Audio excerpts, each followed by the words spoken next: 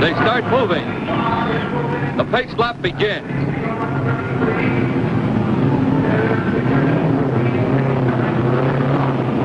If any of the 33 cars can't be started, 2 alternates are waiting for a chance to get in.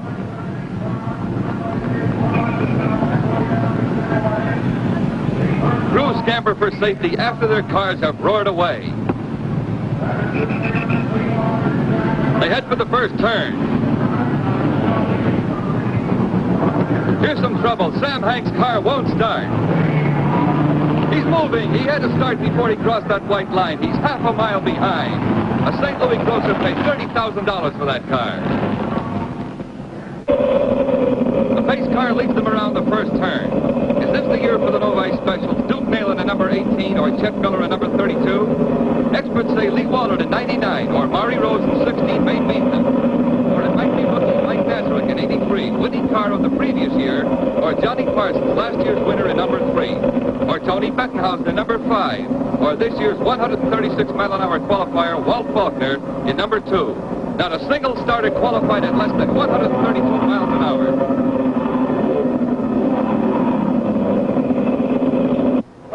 Down the long straightaway on the pace lap. And the race is on. A perfect start.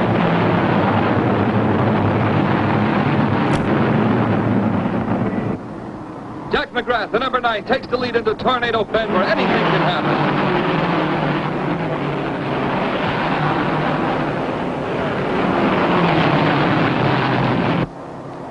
Wallard is ahead before the first lap ends, doing just over 122 miles an hour. The day's first battle for the lead is on. It's still Wallard and McGrath. The rest are jockeying for positions according to their strategy. McGrath is trying desperately to overtake Wallard. They have increased their speed to more than 124 miles per hour. Behind the leader comes Troy Ruttman, Nazarick, Dwayne Carter, Cecil Green, Bettenhausen, Freddie Agabashian, Faulkner, and Parsons. McGrath leads at the end of 3 laps and wins his first $100 lap prize. McGrath stays out in front through the 4th lap, but the 5th lap belongs to Wallard, who's doing almost 126 miles an hour. Cecil Green is 3rd, Walt Faulkner 4th.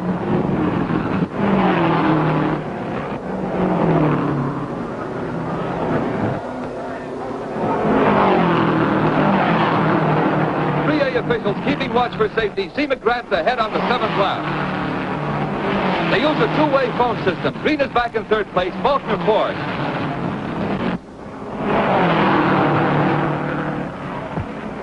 Blackboard signs tell Bettenhausen and Carter how fast they are going. It's a terrific pace.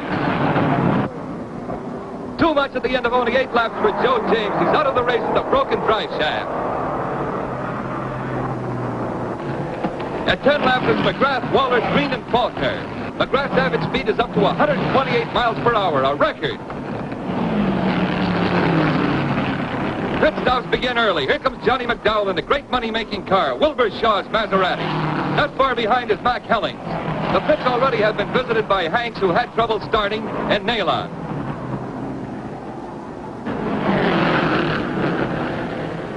McDowell's gas tank is broken, so he's out of the race on his 14th lap.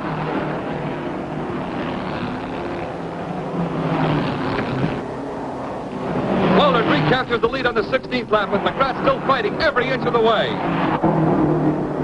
Hellings is back in the pits on his 18th. That's all for him, a broken piston.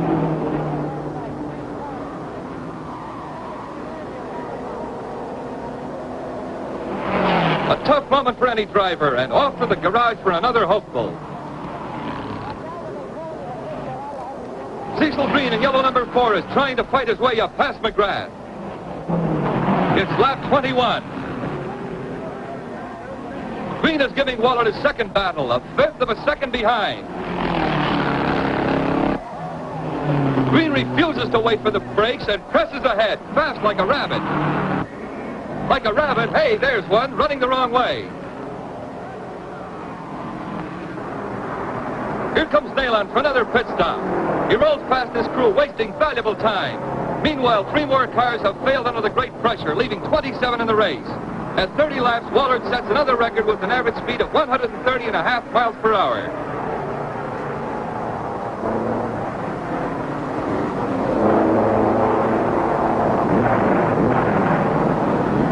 Here comes the other Novi special with Chet Miller at the wheel, and the Novi pit crew still busy with nail-on.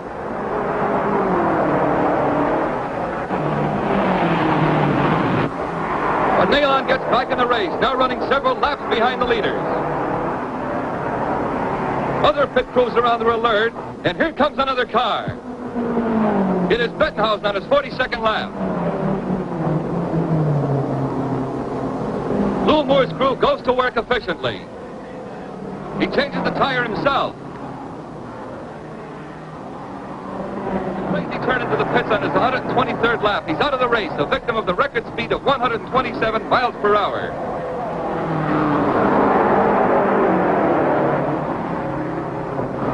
The Ever Alert 3A officials see something. Rose is skidding. The first car to flip. But Rose, covered with mud, walks away. He first wants to assure his children he's okay and says some days you can't make a dime. He was running third. Wahlert leads by a lap. At 345 miles, Wahlert is averaging 125 miles per hour. Parsons was doing 124 when the 1950 race was rained out at that distance.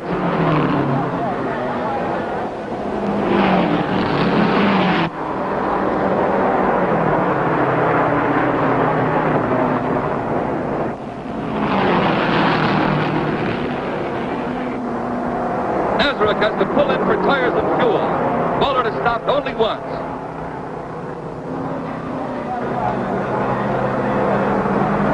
Nazareth takes advantage of all of the 1 minute and 44 seconds he is in to make himself fit for the fight to finish with Wahlert. Nazareth is in his 147th lap. Wahlert is 2 laps ahead of him now.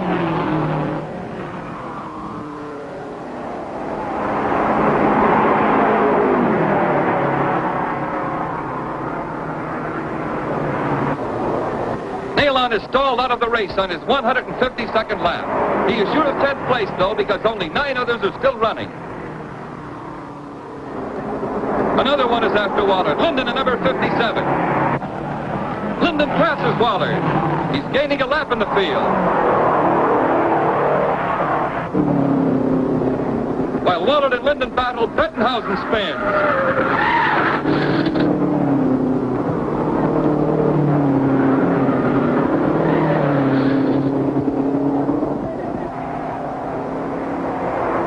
It's Bettenhausen's 178th lap. He has been in 5th place. Now he is assured of 9th place money because only 8 cars are left to finish the race. The pace has been too much for 25 starters. At 180 laps, 450 miles, Wahlert is pressing his little car without mercy to keep his 2-lap lead. Nazareth is next. The other 6 in the race are Ball, Aiulo, Banks, Linden, Forberg, and Carter. The average speed is still better than 126.5 miles per hour.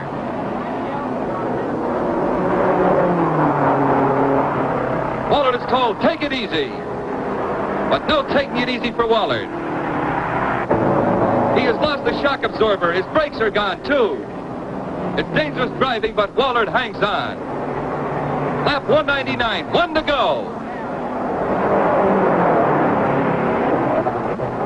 Wallert's pit crew gets excited as Wahlert goes around. He comes in for the checker flag and victory. Wallert's crew hurries to the winner's circle. He drives 2 extra laps just in case the scorers made a mistake. And here he comes, his motor tired, silent after the record time of 3 hours, 57 minutes, 38 and 5/100ths of a second. Wahlert is the first to drive the 500 in less than 4 hours.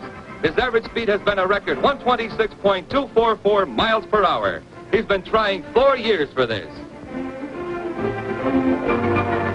He wipes his face as he heads his brakeless car toward the winner's circle. Nazareth second and Aiulo third.